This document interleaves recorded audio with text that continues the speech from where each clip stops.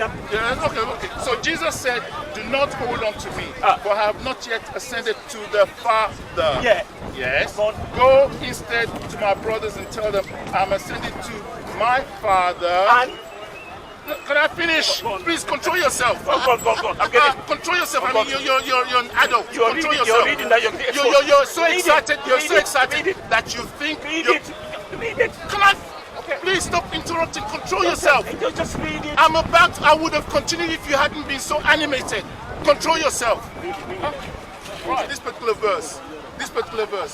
Jesus is stating that he hasn't been to the Father yet. Yes. And you're asking whether Jesus has a God. Of course, when Jesus Christ, when Jesus Christ incarnated, he didn't become an atheist. It is not the fellowship that he has had with the Father and the Holy Spirit from the beginning continued even after he incarnated and came to the earth.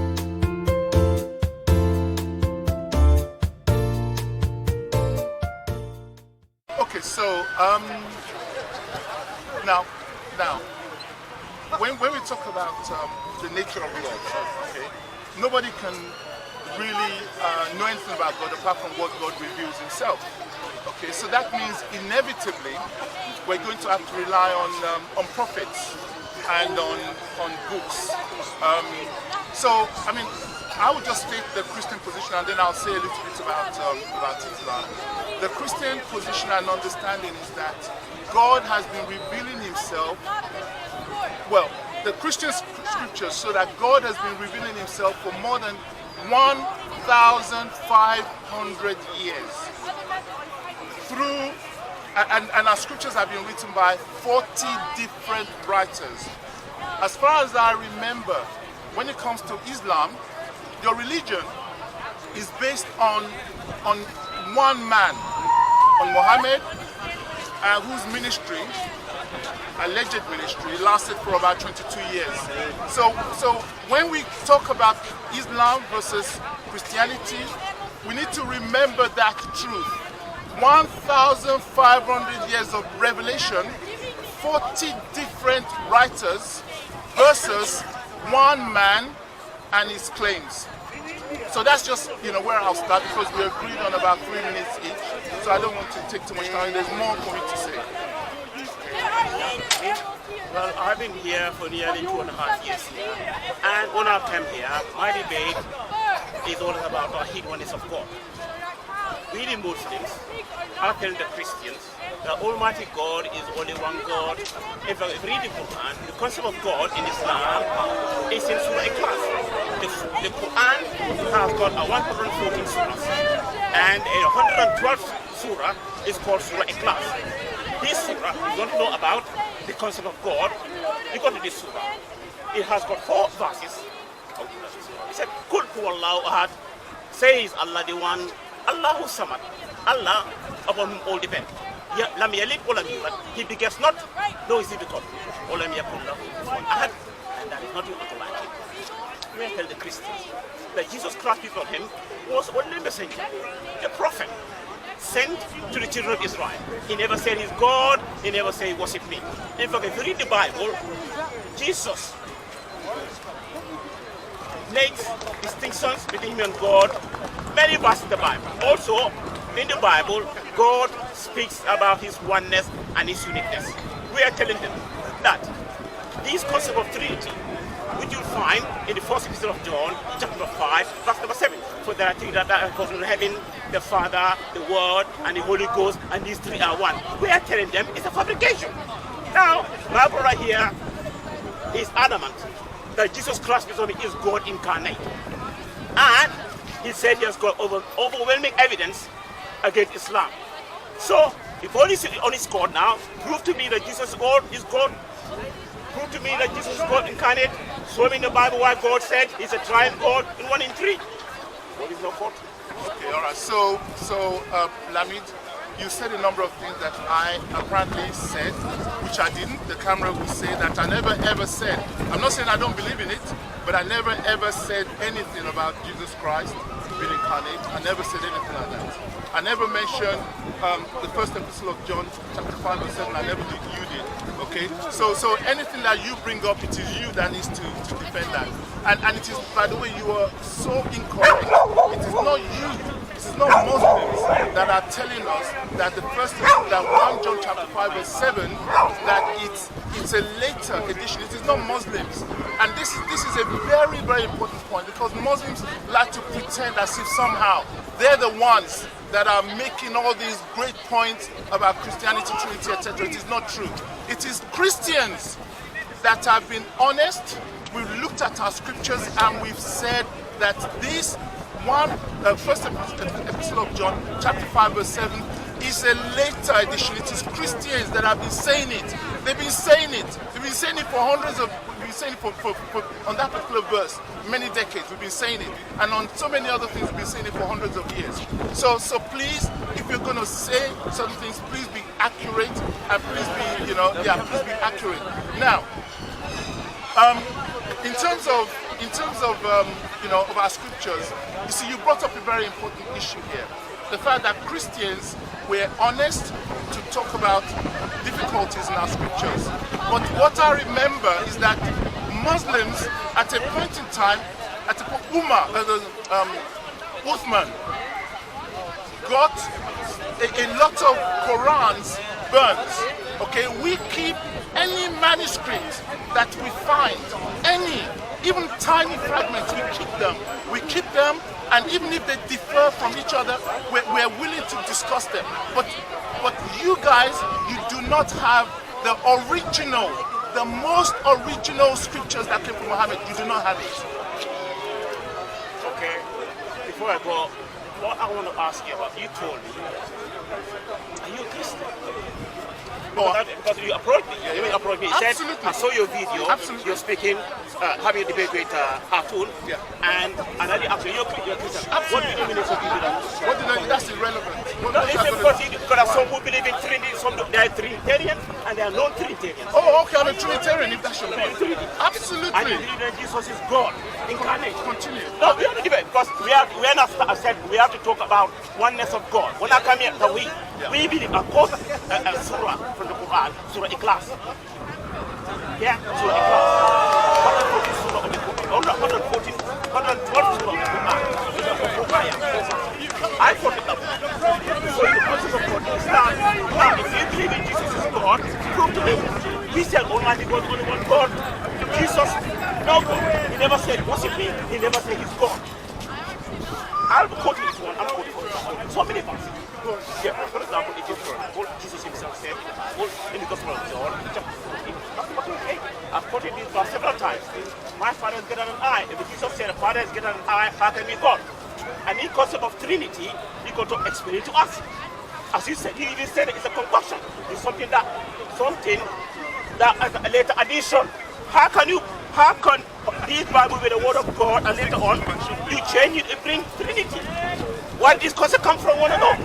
You said it yourself. You said the Christians have been honest that first epistle of John, chapter 5, verse 7, is we said there's an addition. You said that. Yeah, so there's an addition. Yeah. And what did God say about adding all Trinity to his words? Have you read the Bible? No, continue. What did God say in the Bible about addition or deletion? Can anyone add to God's word? Can you add to God's word? Can you take anything away from it? You see, addition. How can it be the word of God? If you're chopping and changing, that means that maybe tomorrow somebody else can write the Bibles and put verses there or take verses away. You admitted yourself now to the whole Muslim that first epistle of John 5:7 was the letter addition. Explain that to me. Okay, all right, okay, fine. So there are two things I'm going to deal with. I'm going to deal with your surah in class, then I'm going to deal with with your point. So I never said that the concept of the Trinity was a later edition. What I did say was that particular epistle, so that particular verse, that specific verse, was a later edition. So we're not in any way saying that John never ever, we're not saying that John never ever uttered the verses in 1 John chapter 5, verse 7. What we're saying is that it came later. So let me explain to you how our scriptures are. Because you're not really proving anything, as I've told you. As I've told you, it is we Christians that have said that. Okay, it is we Christians that have identified, the verses that came and roughly when we became aware of them. So let me just explain to you about our scriptures. So the way, and this is the case even with your Quran, and you need to be honest about it, because I'm going to challenge you on that in a minute. How you got the Quran that you're reading nowadays, I'll challenge you in a few minutes. But the way we get our scriptures is this. There were the apostles, and the early disciples, they wrote a number of things, around the time, around the time that they were alive. But unfortunately, the material that they wrote it upon disintegrated, and that's the case with a lot of ancient scriptures. They're written on papyrus, and that doesn't last very long. So they disintegrated. So. And nobody at that time said, okay, look, what we're going to do is that we're going to compile a Bible and send it to different, and send it to different parts of the world. No, each person. So, like for example, some of the epistles of Paul. Paul was writing maybe to the Corinthians. It was after the death of the apostles that the early Christians tried to gather as many of the writings of the apostles together, and then it was later on that they were all formed into what we now call the Bible. There'll be many different processes by which we eventually got our Bible. It's exactly the same that you have, because at the time of Uthman, the reason why Uthman destroyed so many Qurans and a lot of Qurans was because they were differing. If they were exactly the same, he would not have. You do not destroy things that are exactly the same and then ask for a new compilation. So you have exactly the same issues. Now, but before I go on to the next, before I continue, I'm just going to ask you. The original manuscripts, that is the Quran that came from Muhammad allegedly, were written on stones. They were written on leaves. They were written on barks. Where are those things? Those are the equivalent of the manuscript that I'm talking about. The equivalent. Where are they? Okay, look, we are digressing here. When I approach this man here, the topic was about the concept of God. Yes. We are debating a lot of people about the Quran, about contradiction in the Quran, about contradiction in the Bible. All this. We are talking about the concept of God. You're going to prove to us who God is in the Bible. Who is God? I've quoted Surah Ikhlas. I'm going to quote examples in the Bible to tell you that Jesus is not God. Yeah, I've quoted one verse. Okay. That's not God out of the Quran. Okay. Come it now, let's take it of God. You don't have to show us that Jesus Christ is God incarnate. For example, John 1:1, John 1:1, and I'm going to do that. Because Gospel of John chapter 14, verse number 9, Gospel of John chapter number 10, verse number 30.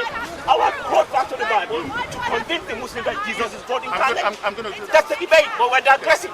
Well, so now, as I've quoted Surah Ikhlas, now, the Bible is really vast, where Almighty God speaks about His oneness and His uniqueness.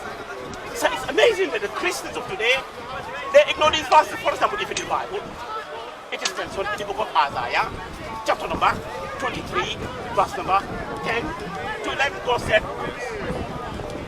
He said, in this verse that He's only one God. Oh, actually, no, let's go to anything that you quote. Check it. I'm just going to make sure that's okay, you can check it with quote a lot. Yeah. The book of Isaiah, chapter number 23, verse number 10 to 11. You shall have no God. Check it. When I quote sometimes, people say, I'll quote it off my head. Gospel of John, chapter the book of Isaiah. Yeah. Every chapter number 23. Yeah. Okay. It's coming. Verses number 10 to 11. See, you've got to slow down because I quote a lot. I'm slowing down because you can go later on. That's the thing. Check that one. Whilst you're checking, I'll be quoting. No, Isaiah, right? Okay. So which Isaiah verse are you saying supports or is against Trinity? So what is the point of this verse? What is the point? Let me tell you. Okay, let me give it 3 minutes when I quote. When you check one, you slow me down. No. Well, okay. I want to check. All right. The book of Isaiah, all the verse I'm going to quote goes against the concept of Trinity. It is the first epistle of John, chapter 5, verse 7. For there are three that bear record in heaven, the Father, the Word, the Holy Ghost, and these three are one. So according to Christians, the Father is a God, the Son is a God, and the Holy Ghost is God. But there are not three God, one God. According to you, the Father is all powerful, the Son is all powerful, and the Holy Ghost is all powerful. According to you, the Father is all knowledgeable, the Son is all knowledgeable, and the Holy Ghost is all knowledgeable. Because in the Bible, yeah, Jesus is not all powerful, not all knowing. But now, as I said, the Bible, especially the Old Testament, is replete with verses where Almighty God speaks about His oneness and His uniqueness, which goes against the concept of Trinity. So I'm going to quote about a dozen. You can check them out one by one. Now, check it out. Read the first thing there. No, I mean Isaiah, so I'm waiting for you. Isaiah, yeah. 23, Okay. 10 to 11. Okay, so fine. So we'll... Read that. I'm going to quote a dozen. No, don't quote a dozen because you'll be wasting time. I All you just need is just quote one or two to make your point. Don't try and start showing off. I mean, I also have. I have. Okay, did you know what? Quote, no, it's okay. Quote a dozen, and then afterwards, I'm going to quote about 20. I'm going to quote about 20 verses that show that the God that we believe in is multi-personal. Okay, so you quote your can do it. Okay, I love that. I love that. Okay, fine. Read the first. Okay, I'll read about 23 what? 20. The book of Isaiah, chapter 3, verse 1 to verses 10 to 11. Quote that verses 10 to 11. Yes. Okay. 23, 10 to 11. You said, yeah? Okay. So to your land, as they do along the Nile, daughter Tarshish. But yeah, I'm reading Isaiah chapter 23, yeah, which is what you said, yeah, and then I've started from verse 10. Yeah, 10 to 11. Yeah, I'm about to read from verse 10 to 11. Okay. So do you want me to continue? Continue. Yeah, okay. So to your land, as they do along the Nile, daughter Tarshish, for you no longer have a harbor. The Lord has stretched out His hand. So this.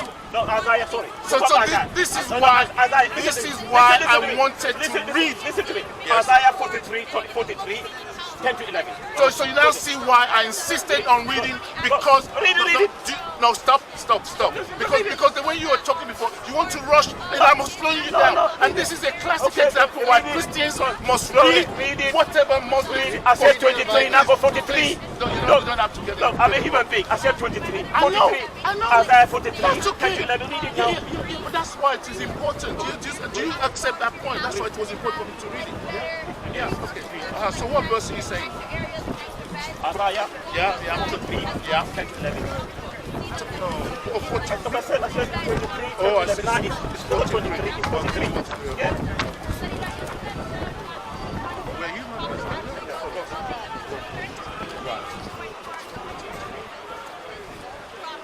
You are my witnesses, declares the Lord. And where it says the Lord here, it is Yahweh.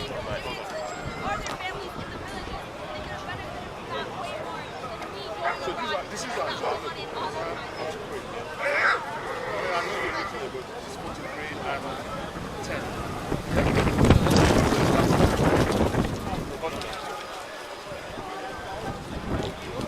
Yeah, go read it. You are my witnesses, declare the Lord, or declares Yahweh. I'm going to say Yahweh because that's all. And my servant whom I have chosen, so that you may know and believe me and understand that I am He.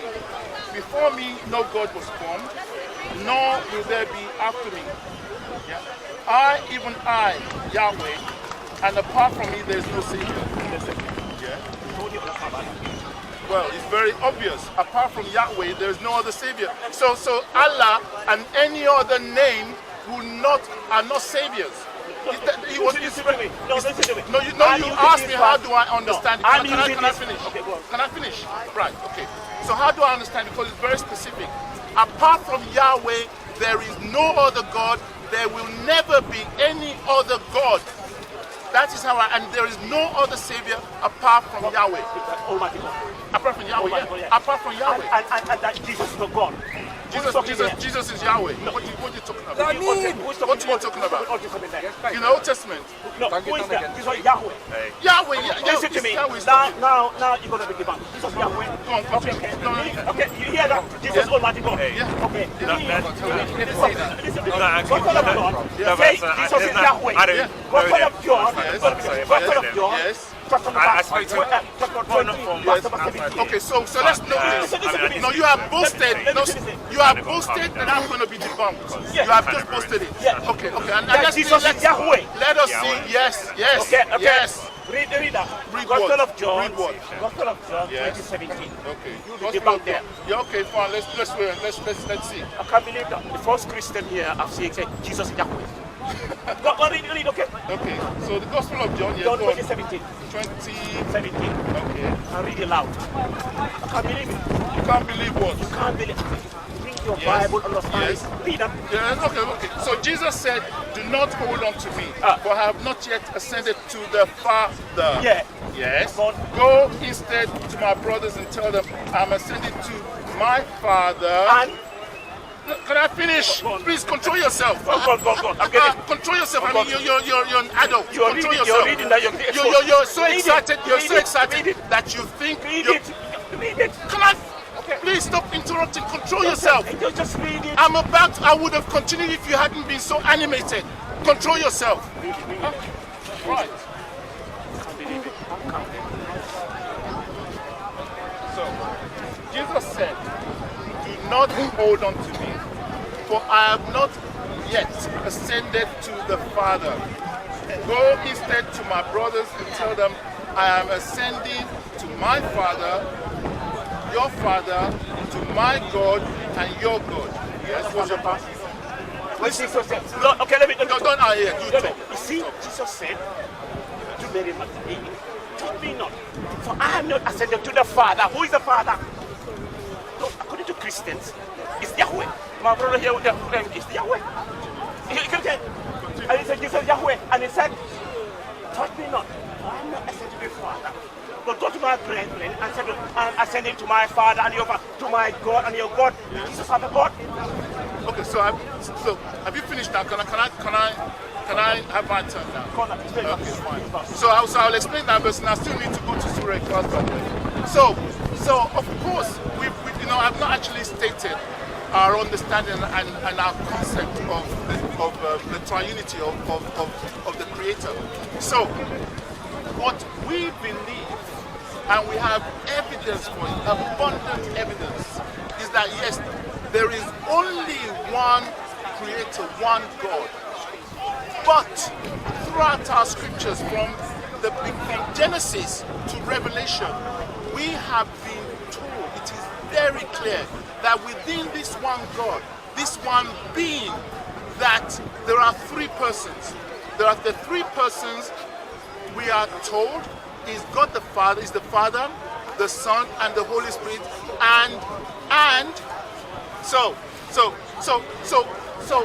when we read our scriptures, we bear that in mind. We bear that in mind. So going back to this particular verse, Jesus is stating that he hasn't been to the Father yet. Yes, and you're asking whether Jesus has a God. Of course, when Jesus Christ, when Jesus Christ incarnated, he didn't become an atheist. It is not the fellowship that he has had with the Father and the Holy Spirit from the beginning continued even after he incarnated and came to the earth. But now I'm going to deal with the Surah class. Well, okay, all right. Okay, well, I'll let you speak then. Whatever you say next, I'll just talk about your class. Thank you for watching. Please subscribe to my YouTube channel, Christian Diplomats, and click on the bell button by the subscribe button. Like and share my videos. Also, our website, christiandiplomats.com, is very useful if you want to evangelize to those who speak a different language to you. Thank you.